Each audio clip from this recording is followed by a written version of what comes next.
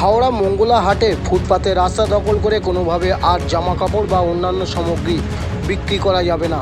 আজ সোমবার পাইকারি হাটের প্রথম দিনে মাইকিং করে সরকারের এই নির্দেশ ব্যবসায়ীদের জানানো হয়েছে। এই সিদ্ধান্তের জেরে ক্ষুব্ধ হাটের ব্যবসায়ীরা। তারা জানেন ফুটপাত থেকে হাট তুলে দেওয়া হলে পরিবার নিয়ে তারা সমস্যায় পড়বে।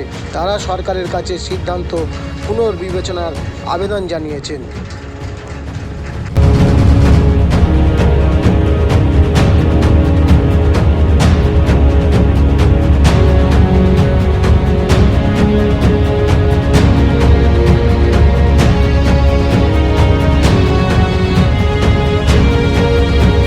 জানলাম যে ওনাকে থানা থেকে নোটিশ করেছে, কাল থেকে বসতে দেওয়া হবে, বারণ করেছে।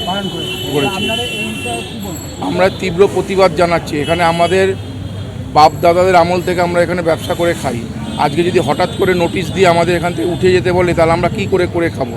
আমরা নতুন সরকারের সাথে সব রকম সহযোগিতা করতে প্রস্তুত, কিন্তু আমাদের সময় বেঁধে দেওয়া হোক, সময় দেওয়া হোক। হঠাৎ করে যদি আমাদের এরকমভাবে তুলে দেয়, আজকে এখানে লাখো রুটি রুজির ব্যাপার আছে, 10,000 দোকানদারদের পিছনে তাদের ফ্যামিলি আছে, তাদের কর্মচারী আছে, অন্য অনেক মানুষ এতে জড়িত। তাহলে কি আমাদের পেটে রুটি টান পড়বে, তাহলে আমাদের সংসার চালাতে আমাদের খুবই অসুবিধা হবে। তাহলে আমরা যেই জন্য এই অন্যায়ের তীব্র বিরোধিতা করছি। আগামী দিনে যদি সরকার আমাদের নিয়ে নতুন কোনো চিন্তাভাবনা না করে, প্রশাসন চিন্তাভাবনা না করে, তা আমরা আমাদেরও আন্দোলনের পথ বেছে নিতে হবে। রবীন সাহা। আজ আমরা এই থানার সামনে সবাই জমায়েত করেছি একটাই কারণ, তার কারণ আজকে সকাল 11টার সময় আমাদেরকে প্রশাসনিক দপ্তর থেকে জানানো হলো, আমাকে ফোন করলো যে মলয়দা একবার আসুন, আপনাদের হাট সংক্রান্ত বিষয়ে কথা হবে।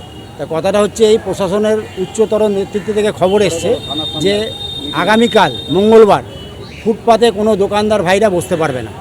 তো আজকে ডেটে দাঁড়িয়ে নতুন সরকার এসছে, আমরা চাইছিলাম যে সরকার আসার পরে আমাদের একটা সিস্টেমে দরকার আছে, সব ঠিক আছে, কিন্তু হঠাৎই এইভাবে বলে দেওয়াটা তো মেনে নেওয়া যায় না।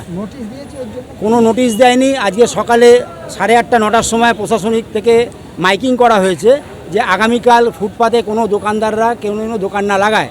সেই হিসাবে আমাদেরকে জানানো হলো 11টার সময় ফোন করে।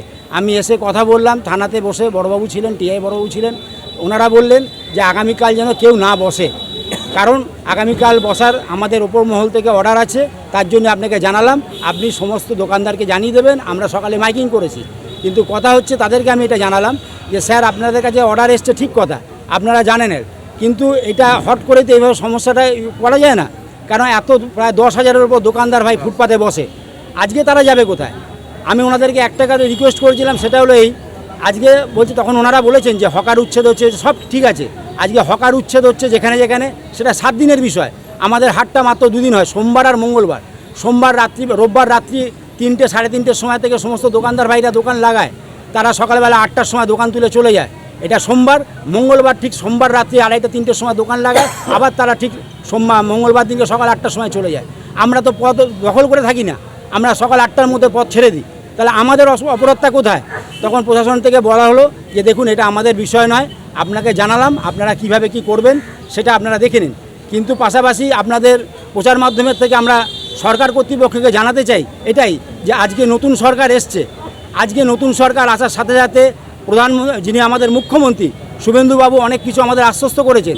কারো পেটে লাথি মারা হবে না, কারো রুটি ছেনে নেওয়া হবে না, কারো কোনো অসুবিধায় পড়বে না, ব্যবসায়ীদের স্বার্থে সব কিছু তাদের চিন্তা ভাবনার মধ্যে থাকা দরকার।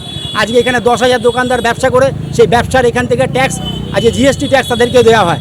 আজকে সেখানে সরকার যদি এরকম হঠাৎ একটা আমাদের ওপরে খাড়া চাপিয়ে দেয়, আমরা যাব কোথায়?